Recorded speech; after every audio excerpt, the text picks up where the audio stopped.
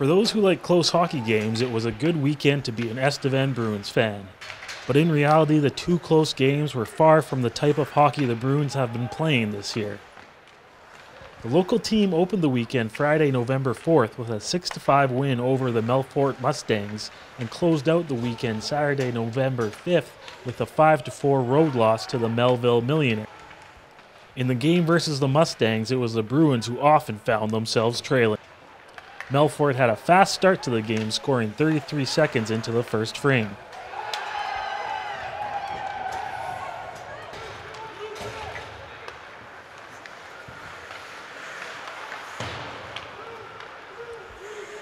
The Bruins were able to even up the score 8 minutes later when Calder Neufeld scored his 19th goal of the season on a nice pass from Ben Johnstone.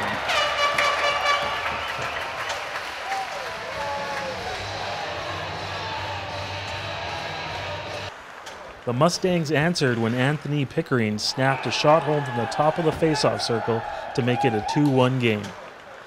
Bruins goalie Brandon Stone was able to get a piece of the puck, but not the whole thing. The game slowed down for the first half of the second period, but the Mustangs increased their lead to 2 11 minutes and 35 seconds into the middle frame.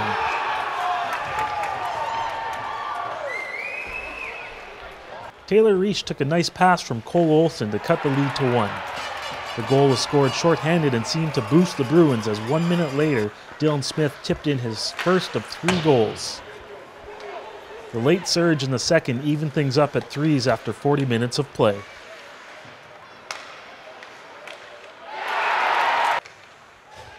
Early in the third period, the Bruins gave up a shorthanded goal and the lead. Then, already down one man, took another penalty to put the Mustangs on a 5-on-3. Estevan killed off both penalties and were able to pick up some momentum. Smith, just off screen, jammed home his second of the night on the power play, and 47 seconds later, the Bruins took their first lead of the night on Matt Brikaliuk's goal that went top shelf.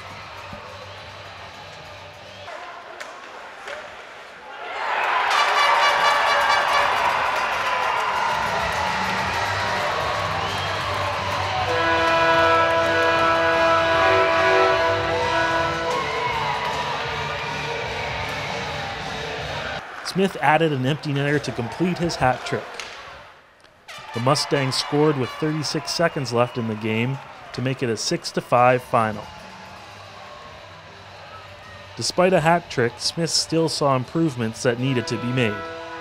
Never want to play to their level, but sometimes it happens. You go into it just expecting to win, and you start playing to their level. We think we're a much better team than they are, but we got caught playing at their speed and how they wanted to play the game, and I think that's something we got to work on. But it's good that we battled through and got the 2 points. Win's a win. And Coach Keith Cassidy echoed the same sentiments after the game.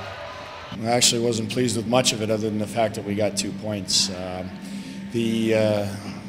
pleased with the ability of our guys to manage to get these 2 points, but I'm very disappointed with the way we started the game right through until actually the end of it. I mean, the only positive out of it is we did get 2 points and we found a way to do that, but we didn't do anything that we had talked about prior to the game. I mean, we talked about challenging ourselves to be to play to the best of our ability, and you know, however many people were in attendance here tonight clearly saw that we didn't do that, and you know, I think the guys down to a man, they know that. We talked about it after the game. And I think that's something mentally that we're definitely going to have to work on. The Bruins were missing 2 key players in Josh Jelinski and Austin Yano that may have played a factor in the game.